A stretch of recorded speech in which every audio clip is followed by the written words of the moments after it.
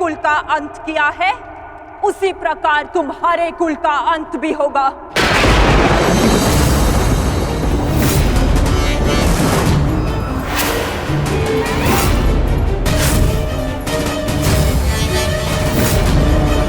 तुम्हारा कुल भी ऐसे ही आपस में लड़कर नष्ट हो जाएगा।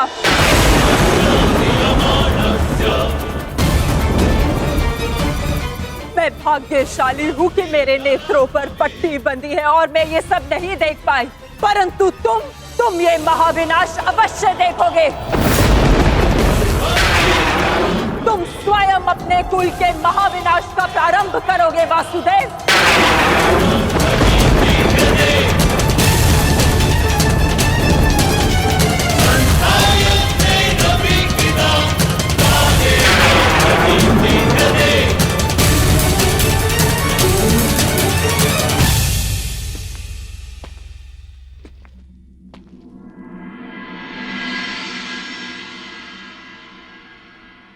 जिस प्रकार एक प्रसन्न माता का आशीष संसार में कोई नहीं रोक सकता, उसी प्रकार एक दुखद माता का श्राप संसार में कोई नहीं टाल सकता।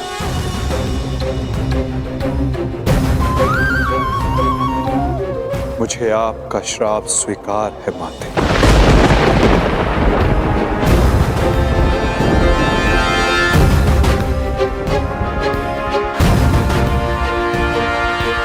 किंतु क्या आपको ज्ञात है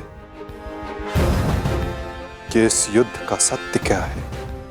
क्या आप जानती हैं कि इस महाविनाश, इस महायुद्ध का वास्तविक रूप क्या है? मेरे साथ चलिए माता, उस कुरुक्षेत्र की रणभूमि पर जो इस महाविध्वंस, इस महाभारत की साक्षी बनी है।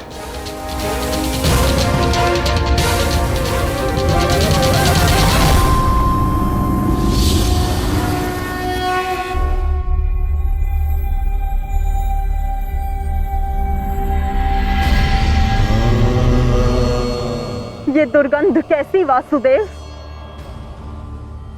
ये दुर्गंध उन वीरों के शवों की है जिन्होंने इस महायुद्ध में अपना बलिदान दिया है माता, परंतु जिन्हें अंतिम संस्कार का अवसर भी ना मिला। ये दुर्गंध यहाँ हुए भीषण संहार के एक एक क्षण का अनुभव करा रही है मुझे। तुमने छल से मेरे एक एक पुत्र का वध कराया है वासुदेव। अपने दिए गए श्राप पे मुझे कतई भी पश्चाताप नहीं है। इस युद्ध से किसी को कुछ प्राप्त नहीं हुआ। ये युद्ध सबके लिए दुर्भाग्य ही साबित हुआ है और तुम्हारे लिए भी ये दुर्भाग्य ही साबित होगा। और आज मेरे श्राप के रूप में तुम भी उस युद्ध से दुर्भाग्य ही लेकर जाओगे। जब आप मुझे अपराधी मान ही चुकी हैं, जब आप मुझे दंड दे ही चुकी हैं, तो आप मेरा कोई स्पष्टीकरण भी स्वीकार नहीं करेंगी माता।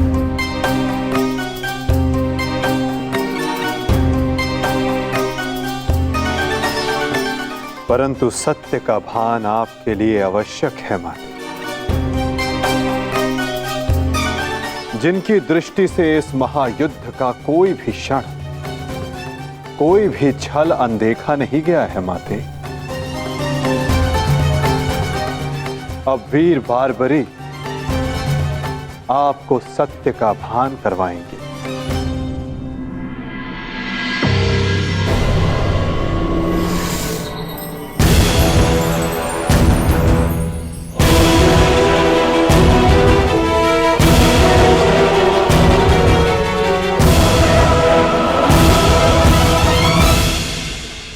अब आपके समक्ष वीर बारबरीक है गांधार पुत्री, जो आपके पौत्र भी हैं, जो इस युद्ध के एकमात्र दर्शक हैं।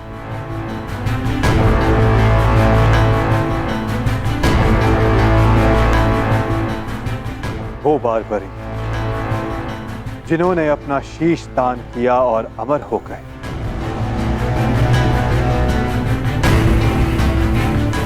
अब वही आपको सत्य का ज्ञान करवाएंगे। वीर बारबरीक की दृष्टि से इस महाभारत का कोई भी बल और छल अनदेखा नहीं रहा है माता। अब बारबरीक आपको सत्य बताएंगे। पुत्र बर्बरिक, तुम स्वयं बताओ, क्या वासुदेव ने छल से मेरे पुत्रों का वध नहीं करवाया है? यदि तुमने इस युद्ध का एक एक क्षण निष्पक्ष होकर देखा है तो बताओ, कौरव वंश के वट वृक्ष महामहिम भीष्म, जिन्हें इच्छा मृत्यु का वरदान था, क्या वासुदेव ने उन्हें अपने छल से धराशाही नहीं करवाया है? क्या वासुदेव ने द्रोण पुत्र अश्वत्थामा की मृत्यु का छल रचकर आचार्य द्रोण का वध नहीं करवाया है? क्या मेरे पुत्र दुर्योधन की रक्षा कर रहे उसके मित्र कर्ण को छल से नहीं मरवाया है वासुदेव ने? पुत्र दुर्योधन पर युद्ध के नियमों के विरुद्ध जाकर प्रहार किया गया, क्या वो वासुदेव का छल नहीं था? मेरे समस्त 100 पुत्रों के वध का कारण केवल वासुदेव है। क्या ये भी सत्य नहीं है बारबरिक?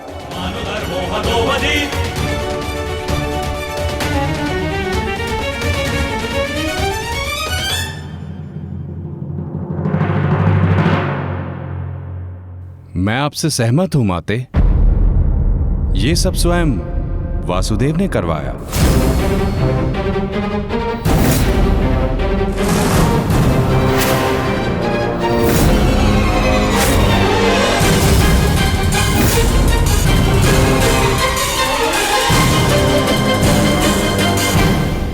परंतु माते, आप किन 100 पुत्रों की बात कर रही हैं? कौन भीष्म, कौन कर्ण, कौन द्रोण और कौन अभिमन्यु? सत्य तो यह है माते कि कुरुक्षेत्र में कोई था तो केवल एक पुरुष, वासुदेव कृष्ण। ना कोई भीष्म, ना कोई द्रोण और ना ही अंगराज कर्ण। जिस पर प्रहार हुए वो वासुदेव ही थे, और जिसने प्रहार किए वो भी वासुदेव ही थे। उनके अतिरिक्त कुरुक्षेत्र में कोई और उपस्थित नहीं था माते। ये तुम क्या कह रहे हो बर्बरिक? इसका क्या अर्थ है? इसका अर्थ शब्दों से नहीं, दृश्यों से समझ आएगा राजमाता।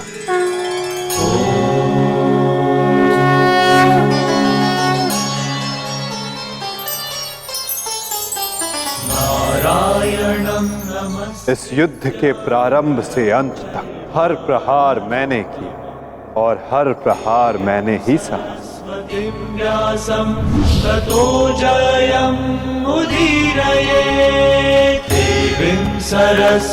धर्म स्थापना के लिए धनुष, गदा, खड्ग, ये सब मैंने ही उठाए और इन सारे अस्त्रों का हर एक प्रहार मैंने ही सहा।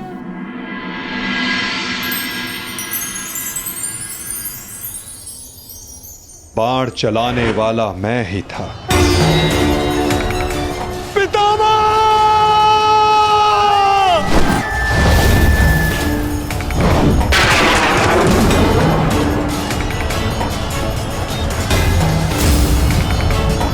और उस बाण को अपने शरीर पर लेने वाला भी मैं ही था।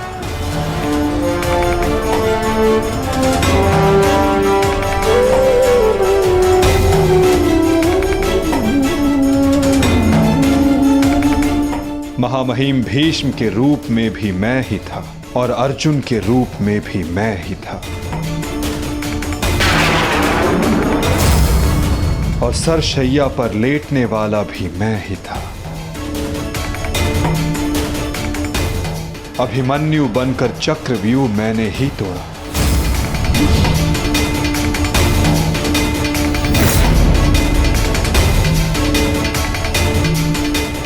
वापस आओ अभिमन्यु, लौट आओ, यूं में प्रवेश मत करो। विश्वास कीजिए दात्री, मैं इस चक्रव्यूह को तोड़ सकता हूं, और यदि मेरा सर कट भी जाए तब भी आपका सर गर्व से उठा रहेगा।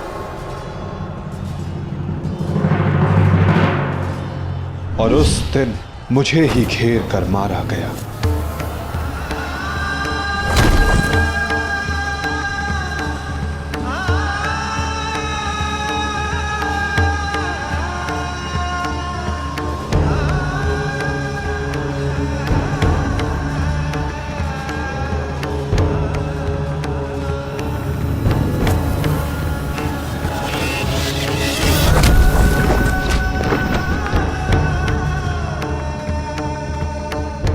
वो मैं ही था जिसने द्रोणाचार्य से कहा कि अश्वत्थामा मारा गया। आपने बिल्कुल सही सुना आचार्य द्रोण। अश्वत्थामा मारा गया। द्रोणाचार्य के रूप में अस्त्र त्यागने वाला भी मैं ही था।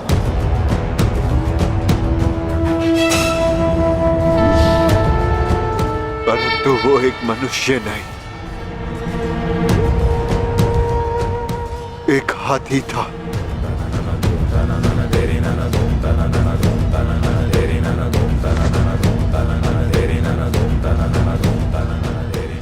अश्वत्थामा! और धृष्टद्युम्न बनकर मैंने ही स्वयं पर प्रहार किया।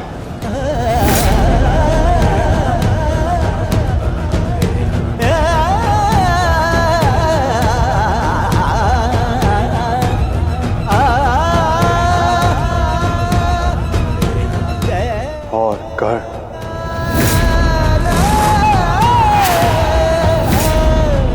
कर्ण के रूप में मैंने ही अपना कवच अपने शरीर से अलग किया।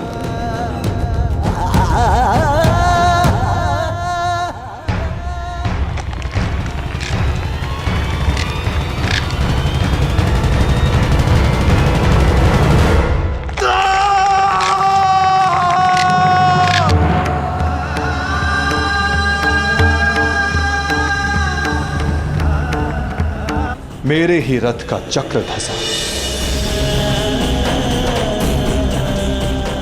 और मेरे ही आदेश पर मैंने ही स्वयं पर अंजलि का अस्त्र चलाया। अंगराज को मुक्त करो पार्थ, अंजलि का अस्त्र का प्रयोग करो।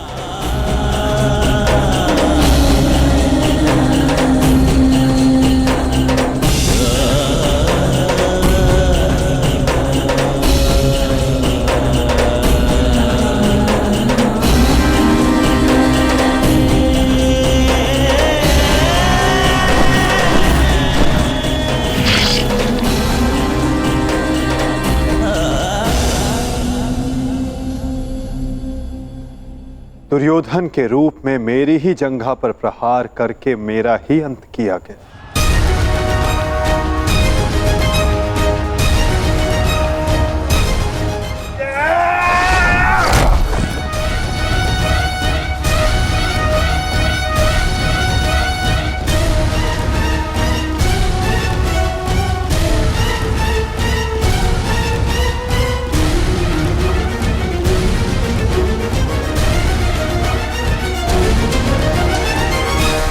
द्रुपद हो या धृष्टद्युम्न, विकोदर भीम हो या अर्जुन, सब में मैं ही था। मैं ही विजयी हुआ और मैं ही पराजित हुआ।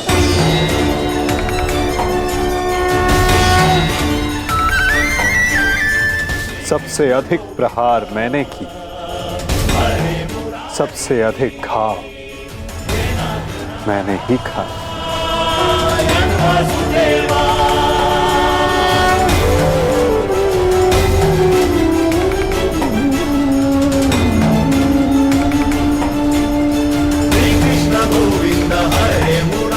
18 दिनों के इस महासंहार हर बार मृत्यु मेरी ही हुई।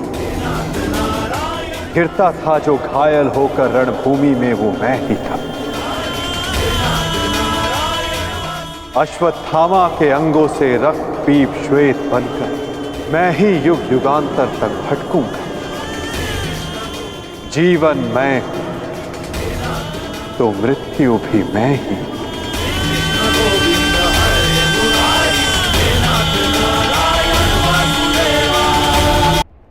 श्राप तुम्हारा स्वीकार है माते।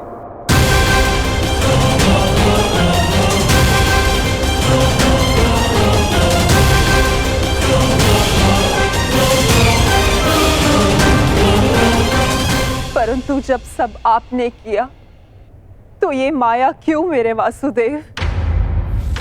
आप सब एक क्षण में ठीक कर सकते थे, तो फिर ऐसा आपने क्यों नहीं किया? फिर उन प्रतिज्ञाओं का क्या होता माते, जो सबने ली थी? उन अपराधों के दंड का क्या होता, जो सबने किया? उन कष्टों का पुरस्कार क्या होता, जो धर्म ने सहे? उस सीख का क्या होता, जो इस युद्ध में हुए हर मृत्यु से मानव जाति को मिले और जो संसार में प्रलय आने तक उनका मार्गदर्शन करेगी?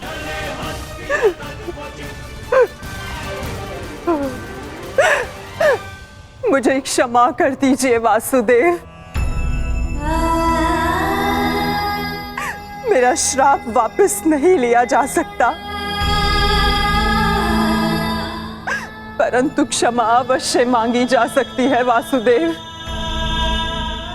अपने पुत्र मोह में खोकर मैं उचित और अनुचित का भेद भूल गई थी। मुझे क्षमा कर दीजिए केशव कि उस हो रहे अधर्म के विरुद्ध ये गांधारी अपने स्वर ना उठा पाए।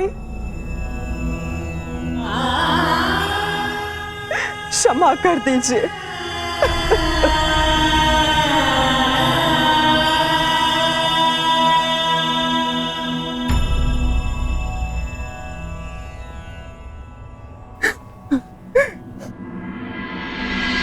नहीं माते, किसी का अंत किसी के श्राप से नहीं होता। यदि किसी का अंत होता है तो स्वयं के पापों से। यदि यदुवंश का अंत होगा तो आपके श्राप से नहीं माते, अपितु स्वयं के पाप कर्मों से।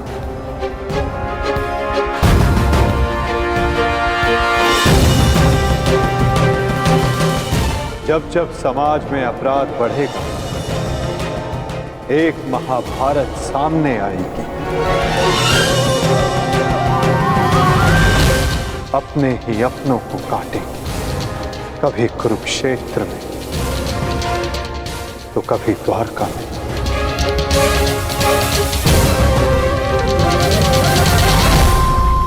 माते, यदि आप कुछ करना चाहती हैं तो अपने मन के इस प्रतिशोध की अग्नि को शांत कीजिए और पांडवों को आशीष दीजिए।